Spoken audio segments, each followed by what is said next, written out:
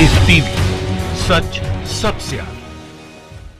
दोस्तों, स्वागत है आपका द लाइव टीवी में। मैं अब्बास हफीज हूँ। एक कहावत सुनी होगी आप सब ने, बकरे की माँ कब तक खैर मनाएगी। ये कहावत पूरी तरह से सच साबित हुई है आज अर्नब गोस्वामी के केस में। अर्नब गोस्वामी बुरी तरह से फंसते नजर आ रहे हैं। एक बयान जारी किया है गृह मंत्री महाराष्ट्र सरकार ने। अनिल देशमुख के एक बयान के बाद हर तरफ खलबली मच गई है, बौखलाहट है, नींदें उड़ गई हैं। किसकी? रिपब्लिक मीडिया की, अर्नब गोस्वामी की और भारतीय जनता पार्टी के कई नेताओं की।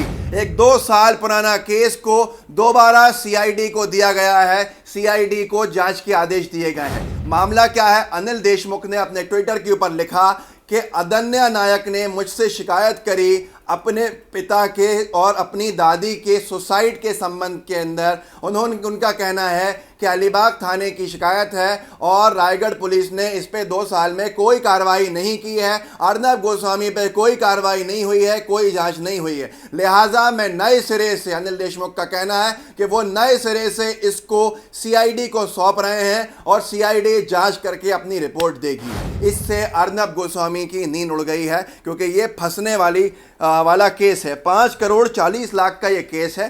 5 करोड़ 40 लाख किसको लेने थे? कॉन्कॉर्ड डिजाइन्स प्राइवेट लिमिटेड को लेने थे, जिनके मैनेजिंग डायरेक्टर अन्वय नायक थे। जिन अन्वय नायक को वसूली नहीं होने की वजह से परेशानियों का सामना करना पड़ा। अन्वय नायक ने सुसाइड नोट लिखा। उन्होंने और उनकी माता ने आत्महत्या कर ली अलीबाग के फार्म हाउस पर। सुसाइड नोट में अर्नब गोस्वामी का नाम लिखा। अर्नब गोस्वामी के ऊपर एफआईआर हुई 2018 में, पर लोगों का कहना है कि देवेंद्र फडणवीस सरकार ने साफ साफ कोई कार्रवाई नहीं करी, यहां तक के जांच और पूछताछ के लिए भी नहीं बुलाया। जबकि अर्नब गोस्वामी के पास कोई भी, उनके साथियों के पास कोर्ट से, अदालत से सुनने में आता है कोई रिलीफ नहीं थी। इसीलिए अनिल देशमुख ने दोबारा जांच के आदेश दिए हैं। इस जांच के बाद एक निष्पक्ष जांच दिखती है, क्योंकि समझ में आता है कि उद्धव ठाकरे सरकार का हंटर देर से जरूर चलेगा, लेकिन इतना तेज चलेगा कि कोई बच नहीं पाएगा। उनके आने के बाद, सरकार बनने के कुछ ही महीने के बाद अर्नब गोस्वामी पर जिस तरह से कार्रवाई हो रही है, पहले से पालघर हिंसा की जांच महाराष्ट्र पुलिस कर रही है और ये 2 साल पुराना सुसाइड का केस एक तरह से बहुत ही ज्यादा परेशानियां खड़ा कर देने वाला है। और यह भी आपको जानना जरूरी है कि अर्नब गोस्वामी सुप्रीम कोर्ट गए थे पालघर मामले में जो जांच कर रही है मुंबई पुलिस को जांच से मना करने के लिए सुप्रीम कोर्ट ने साफ साफ मना कर दिया कि महाराष्ट्र पुलिस, मुंबई पुलिस से हम जांच के अधिकार को नहीं छीनेंगे, वो जांच करेंगे। हमारा काम था आपको गिरफ्तारी से कुछ दिन की राहत देना, लेकिन मुंबई पुलिस को आपसे हर तरह के सवाल करने का अधिकार है, उनको हम नहीं रोकेंगे। अब ये दूसरा केस है। रायगढ़ पुलिस के केस के साथ साथ सीआईडी जांच करने में जुट गई है। बहुत जल्दी बहुत बड़ी कार्रवाई के इशारे हैं, बहुत ही जल्दी बहुत ही कुछ न्याय मिलने के इशारे हैं। अदन्या नायक जो बेटी हैं, जो मृतक हैं, उनको उम्मीद है कि अब उनके पिता और उनकी दादी की आत्महत्या का न्याय उनको मिलेगा। यह बहुत ही बड़ा खुलासा है। और सबसे बड़ी बात यह है कि लोग पूछ रहे हैं कि देवेंद्र फडणवीस सरकार जो बड़ी बड़ी बातें करती थी, वो ऐसे लोगों को कैसे बचा सकती है। हम मानते हैं कि जांच के बाद कोई दोषी नहीं पाया जाता तो बाइज्जत बरी होता है, लेकिन जांच ही नहीं करवाना, जांच नहीं होने देना, आखिर किसका हाथ है? इसकी भी जांच होगी। इसीलिए फडणवीस सरकार के अंदर मंत्री रहे हुए विधायक और जो विधायक थे वो सब लोग, तमाम लोग जो हैं वो परेशान हैं इस वक्त, क्योंकि उनकी पोल खुलती दिख रही है। भारतीय जनता पार्टी का चाल चरित्र चेहरा लोगों को दिख रहा है। किस तरह से जो लोग इनके पक्ष में बोलते हैं उनको बचाने का काम भाजपा करती है, न्याय किसी को मिले ना मिले। पर यहां पर अर्नब गोस्वामी की मुश्किलें बेहद बढ़ गई हैं। अनिल देशमुख ने ठान ली है कि कार्यवाही पुख्ता होगी और कार्यवाही के बाद न्याय मिलेगा। अगर अर्नब गलत है तो अर्नब जेल की सलाखों के पीछे भी जा सकते हैं। सुसाइड के केस में कितना बड़ा केस लग सकता है, कितनी बड़ी सजा हो सकती है,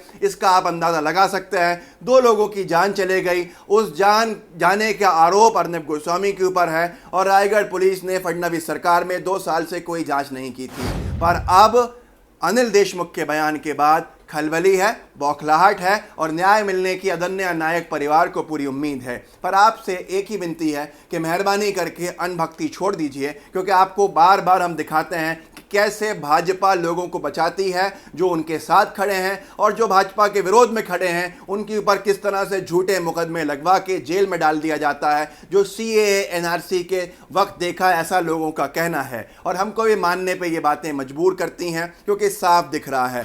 अर्नब गोस्वामी से हमारी सिर्फ इतनी अपील है कि मेहरबानी करके नफरतें फैलाना बंद कर दीजिए, क्योंकि कानून जो है वो सबके लिए बराबर है। आप अच्छे कर्म करेंगे, आप पे ऐसे मुकदमे नहीं होंगे, पर अगर आप अपने कर्म सुधारेंगे नहीं तो आपसे ऐसे कृत्य हो सकते हैं आगे भी, और जिसका खामियाजा आपको भुगतना पड़ेगा। क्योंकि यहाँ महाराष्ट्र में अब भाजपा की सरकार नहीं है जो अर्नब गोस्वामी जी और इस तरह के लोगों को, उनकी तरह के लोगों को बचाए। ये बहुत ही बड़ा खुलासा है और मैं चाहता हूँ कि आप भी लोगों को अवगत कराएं कि जिन लोगों से इसको सुनकर हम अपनी सोच बनाते हैं, उन लोगों का से डील करके 5 करोड़ 40 लाख रुपए वसूलने थे अन्वय नायक को अर्नब के स्टूडियो से, उनकी उसको नहीं वसूले जाने से जान चले गई।